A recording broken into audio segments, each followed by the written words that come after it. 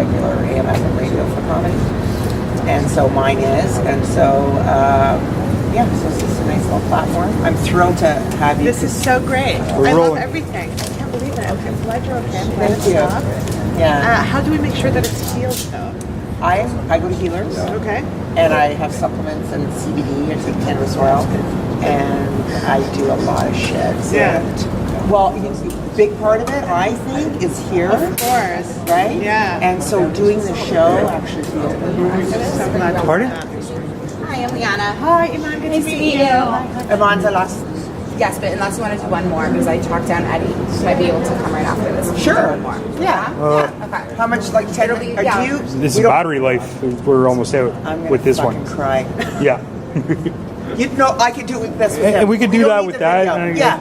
That's Yeah. fine. Okay, I told him. Hopefully he gets back to me. If he's not here, then I'll just... Okay, that's fine. Thank you. Amon, can I just have you scooch in? So Whatever you need. No Yeah, so problem. holistically, the show, because I'm still on disability for my parent company, like Force. We're a big broadcaster in Canada. I was in sales. And then when I got sick, I said, I'll just do a show, get out of the house. And then this show turned into 2 more shows. I do the parenting show and dating relationship show. I have hosts. So I have a little production company. And so, and I'm rolling this out. You're so like ambitious. Oh, That's great. I know. Good for you. we're rolling. Thank you. But I get inspired by people like you because you have a good story too. Oh, thank you. Wait. Yeah. Just tell me if I'm not saying the name. I'm sure you'll say it right. Aman El Husseini. Perfect. Okay. I always say it's like Hussein, but Italian, you know? Yeah. Husseini, right? See? I'm going to end See up that? laughing Yeah. a lot. So you're the Montreal stand-up queen. Justin's from Montreal. Yes. And did you guys go through that? A little Did bit. you? little We're- bit, We yeah. need to gossip more about. I was friends with Abdul when we did the videos. I was a video guest. Right. Yeah. We all, you know, I'm in Toronto, and we always, like, we have our people. Like, you know, Justin's very proud to say, oh yeah, no, she's one of she's our people. Oh, I love that. Yeah, Yeah, it makes yeah, me so yeah. happy. I mean, this is the city I started in, right? Right. So it's like everything. I grew up here. My family's here. My friends are here. It's just so amazing to be able, especially when I first started in Montreal. You know, there was barely any stage time, so to come this far is When just was so. that? The 90s? Did you say? No, I'm not that old. I started in 2006. Oh, that's good. No, Yeah. you're not that old. I started in 10 Toronto in years. the 90s, and it was not, I think, for any time. And I hate to go the female route, and I don't want to talk about that. No, we should. Why not? Okay, I'll tell you why. Yeah. So I went to see the cast and crew thing of I'm Dying of You. Okay. And so the woman, Ari, who plays the female comic, said as an actress, she's not a comic, so she's not, you know, biased. She said, nothing's changed. Yeah. From the 70s. That's nuts. Do you feel it has changed for you since 2000? Yeah, I mean, people have evolved, and a lot of people are progressive, and comedy is so huge. So there's something for everybody, right? But the norm and the comedy clubs and smaller towns and cities that are not very big, it's still male dominated, and it's still hard for them to sell out when there's a woman. As much as even if they wanted to have a woman as a headliner, they'll say like it's difficult to sell. It's a difficult sell. So let me ask you, if you don't have to answer this. Yeah. When you come to Montreal, how many seats do you fill? Barely any. I have 0 fans. It's been 10 years in doing this. They forgot about you. Yeah, exactly.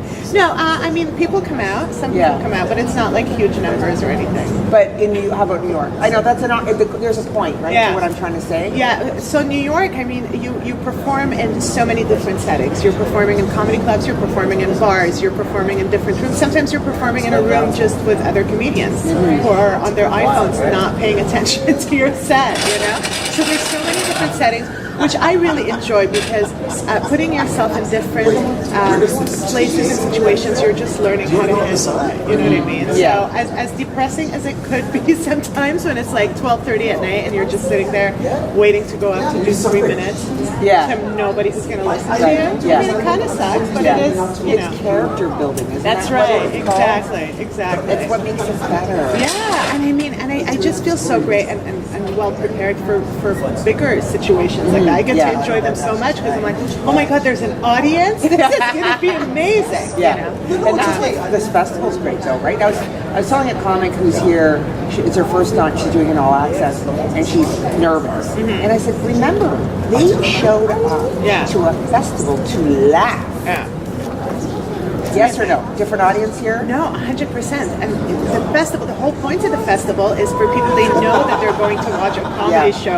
They're paying big bucks to go see a comedy show. It's so great. So that already everybody's enthusiastic coming in. So it's lovely. And of course they know that just for laughs, they're picky with the comedians. You know, not everybody gets a chance to do it. So you're seeing the best of the best in the world.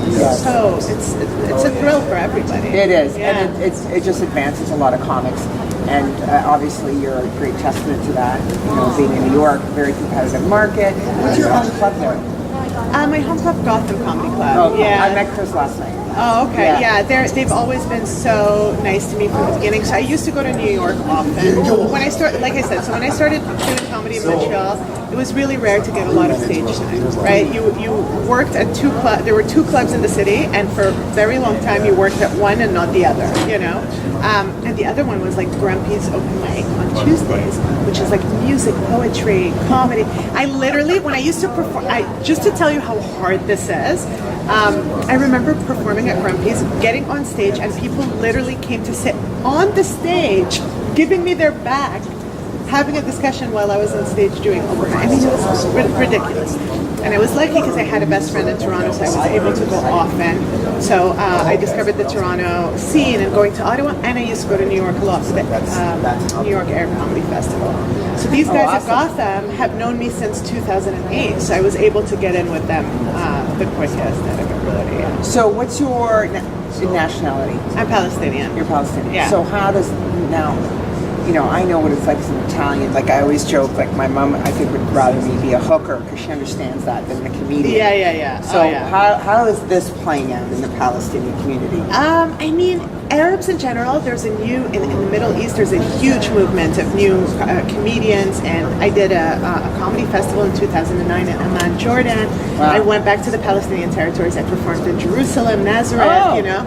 So what's great about the Middle East is that they don't have that concept of like women aren't funny. Although it's like a sexist environment usually, they don't understand that that's such a North American idea. So I toured with a woman. Wow. I'm telling you, we were two women that toured in the Palestinian territories in 2011. Just us. And people came out, we sold out shows. It was great. It was so great. So that was a lovely thing. It's a novelty in the Middle East, but it's a huge hit. And we're very political people, obviously, you know, so it's a lot of discussion about politics and parents and facial hair. Let's explore this. How does that work? Yeah. If women, because I thought, like, if I'm going to pick on Italians, well, why is she not at home cooking? You know, comedy is not what Italian, any woman should do. Yeah. So how is that not working in a climate that is traditional? Yeah, I don't think anybody is like encouraging you to do comedy. Yeah. Nobody's like, yay, go do that. No way. But I think they are funny people that just they like humor, they like entertainment, you know, just like everybody else. Yeah. So and it's, they're getting probably, I would imagine, a big kick out of the fact that, wow, it's even better that a woman's doing it. You know? Like our people are starting to do it more and more, and now here's women. Yeah, so it worked both ways. I love that. Yeah, me too. It was so wonderful. It was such a thrilling experience.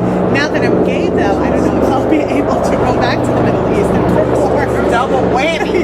Comedian and gay. So yeah, exactly. So it's my private jet. Or Jim Carrey or Kevin Hart or Jerry Seinfeld. Someone's going home right now. Speaking of those types and in New York, what thrill was it to share a stage with whom? Oh my God. My favorite story so far is sharing the stage with Chris Rock. So, yeah. I mean, he didn't see my set though. I was so sad, but so it was a really terrific show that's still running in New York City right now at the Knitting Factory every Sunday. And it was Hannibal Buress who hosted it at the beginning. So it was his show. Already he's a celebrity. Yes. And I mean, such a cool vibe. So he booked me on the show because I guess he saw me at Just for Laughs in 2009, I want to say. So when I went down to New York on a trial period, I wrote to him and I was able to do the show. So he puts me on this insane lineup. So it's him hosting. Already he's a celebrity, amazing. And he had Neil Brennan, Al Madrigal, W. Campbell, and me. I'm like, what am I even doing here? Anyway, so I went up first, did my set, get off stage. My wife at the time, girlfriend, and this a friend of ours walking towards me. They're like, oh my God, that was so much fun. John Legend is here with his girlfriend, Chrissy Teigen, and John Legend. I'm like, as they're saying this, I see Chris Rock walking. I'm like, and Chris Rock is behind you. Oh my God! And he dropped in and he did an hour, and people went nuts, and it was insane. Yes. Yeah, so that, sharing the stage, just being like, already the lineup was so nuts, and then to top it all off, this guy walks in. What a treat. Normally, yeah. Isn't it amazing as comics that we just want our peer, I think in every industry, but we want that peer support. Like last night, Jim Carrey was talking about at his peak, he was selling out, and the doorman was Sam Kinison. Oh, yeah. He said like, you know, because Jim Carrey was selling like 9 o'clock shows. Yeah. And Sam Kinison was like, I'm on at 2 a.m. Can you stick around and just watch my set? Right? Yeah. And Jim Carrey goes, sure. Yeah. And he sat and like, I want to cry right now. Yeah. And he goes, you're awesome. Yeah. And it gave Sam Kinison what he needed to propel, because that'll propel you further. Yeah. Like you're already talented. Now you have this person who's killing it.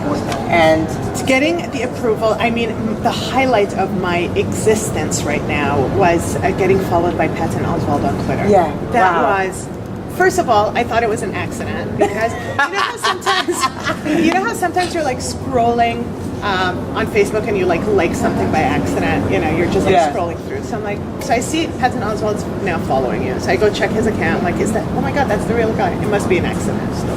But then like 3 days later, he retweets 3 different tweets of mine. I'm like, well, I'm not even that good on Twitter, but follow me. Follow me, everybody. I follow her. And then, so at that point, I realized that we follow each other, so I could message him. So it's just, and I saw him here a few years ago, remember? He was here, yeah. And he had the best speech. I loved it. He was just like telling the industry to fuck off, basically, which I love. And it was very like encouraging words. I like Andy Kindler. Yeah. It was just so great. And I remember him grabbing his iPhone and being like, everybody has this. Everybody could produce their own stuff, you know. So take it easy on these people. Anyway, great guy. So I just decided to like message him with a clip being like, hey, I see that you're going to be in DC in a couple of weeks or in a couple of months. Would love to open for you. I'm sorry if this is annoying. Please disregard. I don't know how to go about this, but I know that, you know, I'm a huge fan. Here's a clip. That's it. I don't hear anything back for 48 hours. He writes back to me. Oh my God. Patton Oswalt wrote to me. He's like, this is hilarious. Let me talk to my people. And then I got to open for him in DC, 1,800 people per show. We did 2 shows. God. Yeah, I mean, it was What a great so story. that was like the best thing ever. And I literally met him on stage, like when I introduced him. And he could have easily been like, okay, just do 5 minutes, do 7 minutes. He gave me 15 minutes. Like he really gave me, he's so generous and so great.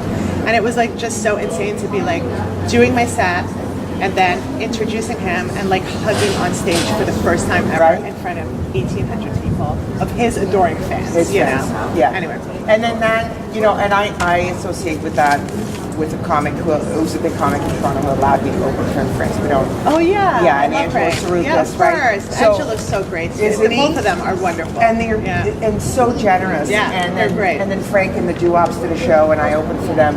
And you always remember those benefactors, is that the word I want to say?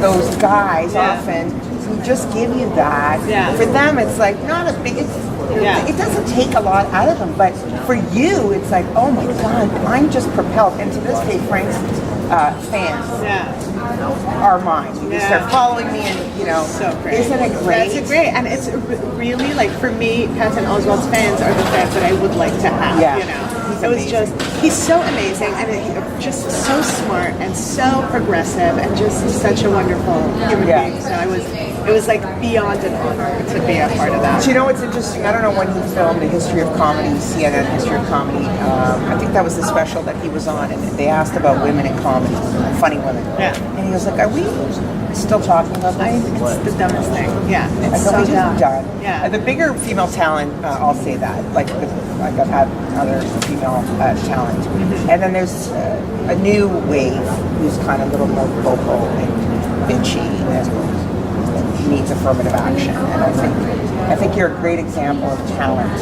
You know, from Patton Oswalt to just pluck you out of the herd. That's talent. When you have talent, it doesn't matter if you're a girl or It boy. does not matter. And Bill Burr has said that too. He's one of my Yeah, faves. And yeah. somebody asked him, and he's like, just be funny. Like, why do we even need to talk Yeah. about that? Why does everything have to be in a category or competitive when this one is better Yeah. than this? You know, you like who you like. Why does it have to be a sexist topic of conversation? Yeah, but the only thing is, and I love Bill Burr, like I could cry when I saw him. Yeah, It was yeah, one of yeah. those like Beatles moments for me. Yeah. My phone didn't work.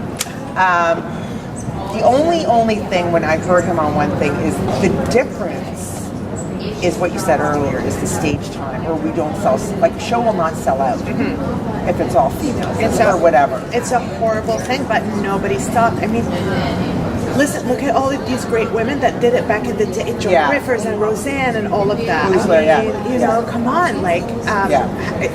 how hard was it for them? Oh, I know. then? But they still stood out and they still Yeah. made it, and they're famous and they're household names, and it's terrific. You Yeah. can't stop. You can't let that stuff discourage you. Yeah. You know, you have to keep going, especially if that's what you want to do. Yeah. It sucks. You know, and people have to realize that it really does suck that you're all constantly being questioned. To get on stage and see somebody roll their eyes just before you even speak, you're like, are you kidding me? I know. You know, come on. But it's always good to like win them over and do what you do. And, Yeah. Well, thanks so much, Eman. If I could have a liner from you. Gina fell 42. You don't want to ask her about that. She's got a little solo show Oh, yeah, I'm in coming Toronto. I was gonna say after. I love this guy. He knows everything. Oh, I know. I love I'm gonna you. bring him around everywhere. Jeff, all 42. You're gonna smash it. I'm so like you already excited. did. Smash so bad, right? So yeah, no, Is this your first time in Toronto?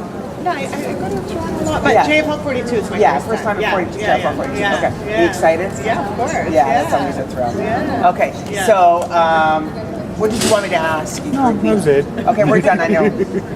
You're listening to Sandra Carusi on Inside Jokes. Okay. What is it? Oh, you want me to say a that? liner, if that's okay? A liner. You can personalize it. Okay. Yeah, I always hold it up because people forget. Sandra Carusi. Yeah. You're. Do I look at? Yeah, No, no, it's just radio. for Oh, staying. okay. You're listening to Sandra Carusi on Forest VIP. Inside You know joke. what? Good for you. I'm an asshole. I'm such an asshole. I give up. Oh, by the way. Okay. You're listening to Sandra Carusi on Inside Joke. I think I'm going to run the other one. Forest VIP. I thought that was so good. Thank you. Thank you so much. It was so great. And maybe I'll see you in Toronto. Well, yes, I'm coming. Right? Oh no, Yeah, I'm coming. please. And I'm going to be that one who tweets you, like speeding up, and then like if you like. Let's sell out my show. That'd be great. I'm probably not going to do video because like Actually, I'm all gonna talk dead to here. these guys to get you in the studio. I'd love So I'm that. just trying to. I'd love that. I'm gonna have to ingest her Studio stuff. for JFL 42. JFL 42, so I'm